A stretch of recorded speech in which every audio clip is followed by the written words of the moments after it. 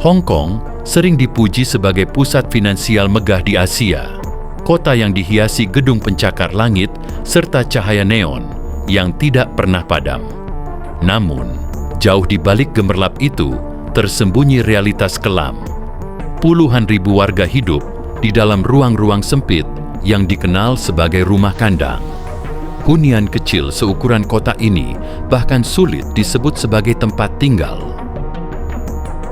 Di berbagai sudut kota, deretan ruang berukuran mini disusun bertingkat hingga mendekati langit-langit, menampung belasan hingga puluhan orang dalam satu flat. Pada sebuah unit lantai 5 tanpa lift, kamar-kamar mungil berdempetan, dipisahkan hanya oleh papan tipis atau kawat.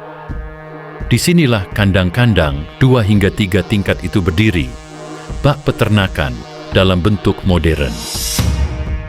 Setiap ruang berukuran sekitar 1,8 meter kali 0,75 meter, disekat menjadi selusin unit kecil.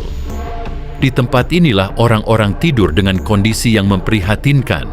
Sebagian bahkan tak dapat berdiri tegak. Untuk berbaring pun, mereka harus meringkuk di atas kasur yang dipenuhi noda gelap bekas kutu busuk yang mati tergencet. Tanpa jendela, udara panas dan lembab terperangkap sepanjang waktu.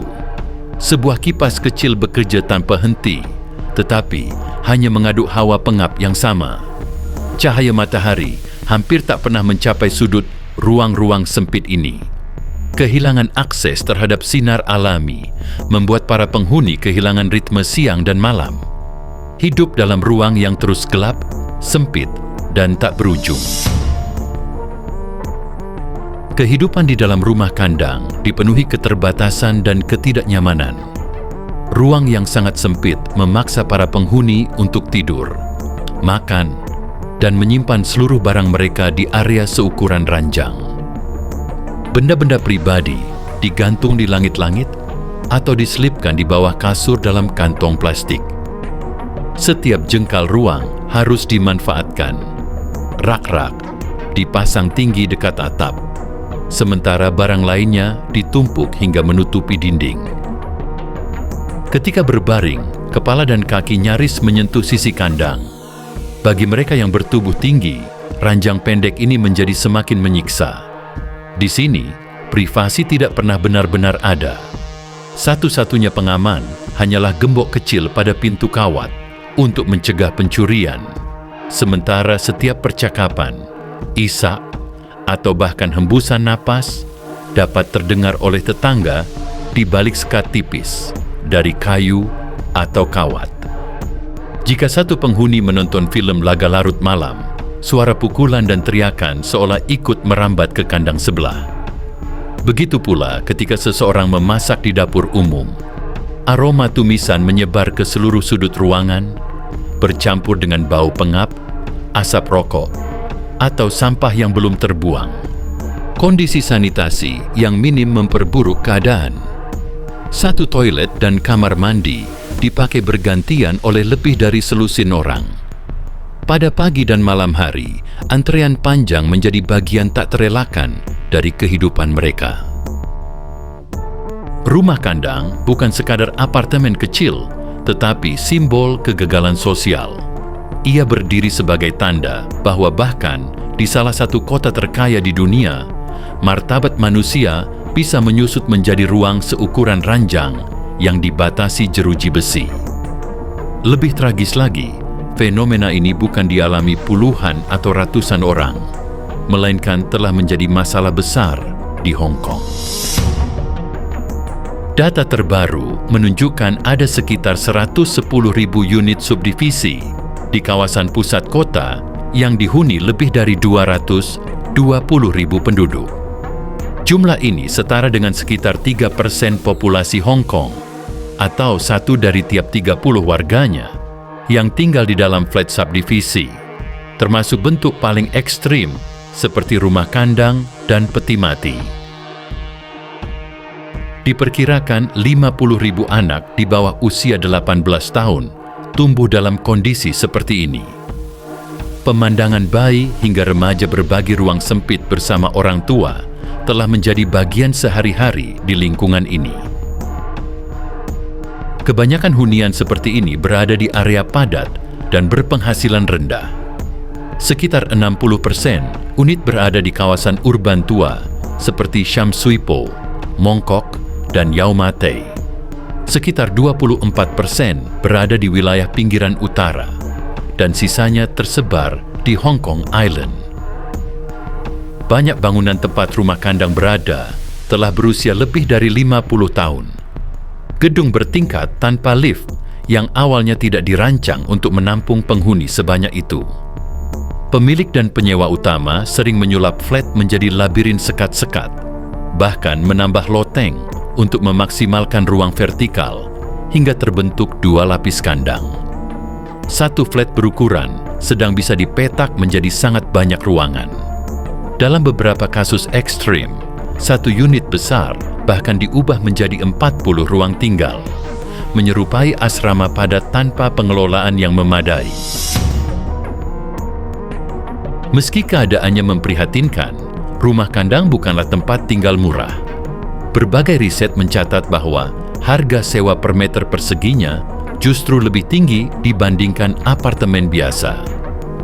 Data dari Biro Transportasi dan Perumahan Hong Kong menunjukkan median sewa unit subdivisi mencapai sekitar $39 Hong Kong per kaki persegi, lebih mahal dibandingkan rata-rata sewa apartemen kecil yang berkisar antara $28 hingga $73 per kaki persegi. Ironisnya, warga berpenghasilan rendah di Hong Kong harus membayar biaya per meter yang lebih tinggi daripada mereka yang tinggal di flat privat. Hanya karena ukuran total unit subdivisi jauh lebih kecil, biaya bulanannya tampak lebih murah. Meski sebenarnya beban sewanya lebih berat. Sebagian besar penghuni rumah kandang adalah para lajang berpenghasilan rendah, umumnya pria paruh baya hingga lansia. Mereka bekerja sebagai buruh, sopir, penjaga toko, atau petugas kebersihan dengan gaji yang tak cukup untuk menyewa flat biasa. Ada pula mereka yang hidup tanpa keluarga, mengalami gangguan kesehatan fisik maupun mental, serta tidak memenuhi syarat bantuan sosial dari pemerintah. Banyak imigran baru dari Tiongkok juga terjebak dalam kondisi ini, sebab aturan menetapkan masa tunggu selama 7 tahun sebelum berhak atas perumahan publik. Data historis menunjukkan bahwa persoalan ini telah berlangsung lama. Pada pertengahan dekade 2007, lebih dari 50.000 orang hidup di rumah kandang. Jumlah itu terus meningkat seiring melonjaknya harga properti. Sensus pemerintah pada Maret 2020 mencatat lebih dari 110.000 unit subdivisi dihuni oleh sekitar 226.000 jiwa. Angka yang diyakini masih di bawah kenyataan karena banyak unit tak tercatat. Fenomena ini bukan kebetulan, melainkan hasil benturan faktor sejarah, ekonomi, dan kebijakan. 75% wilayah Hong Kong berupa pegunungan serta taman lindung, membuat lahan pembangunan sangat terbatas.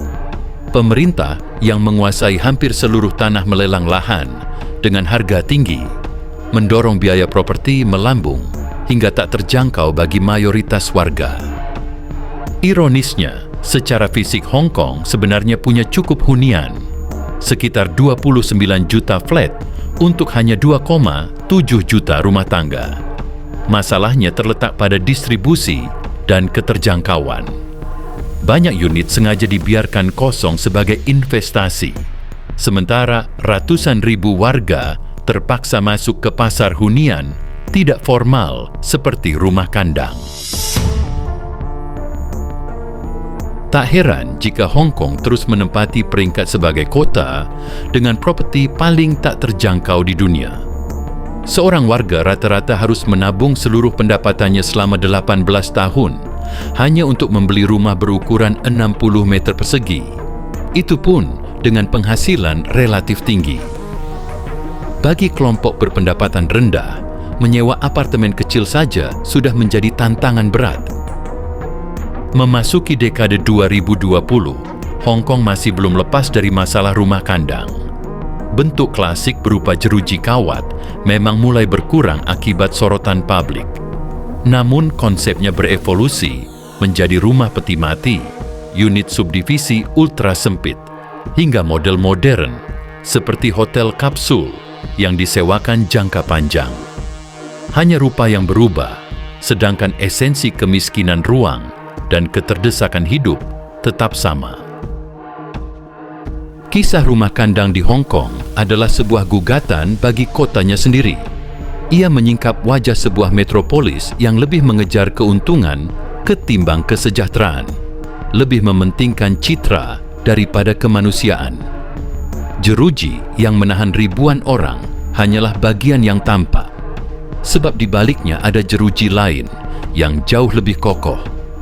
Jeruji kemiskinan, jeratan kebijakan yang gagal, serta kurangnya kepedulian sosial. Setiap malam, ketika lampu neon kembali membalut kota dengan kilau semu, puluhan ribu jiwa meringkuk di ruang yang menyerupai sangkar.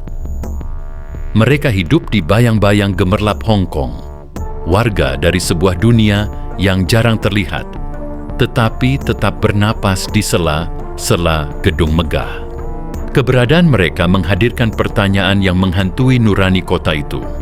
Apa arti sebuah metropolis yang kaya dan modern bila sebagian warganya dipaksa menjalani hidup seperti binatang yang dikurung dalam kandang? Pada akhirnya, di tengah gemerlap Hong Kong yang dikenal sebagai pusat keuangan dunia, rumah kandang menjadi pengingat bahwa kemajuan kota tidak selalu dinikmati secara merata.